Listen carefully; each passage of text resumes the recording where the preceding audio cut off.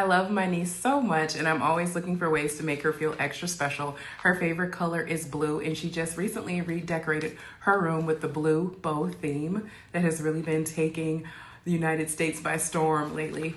I am getting her the series of books that she wanted, and I bought one of those blind book sets, and the paper that came with it all was the same blue design. So I did want to get some wrapping paper that I can make each book look a little different.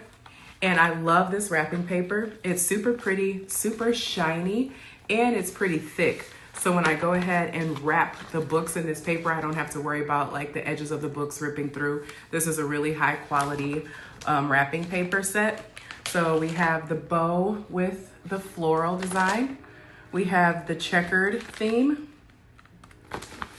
We also have another one with bows and hearts and some stars. That one is really pretty.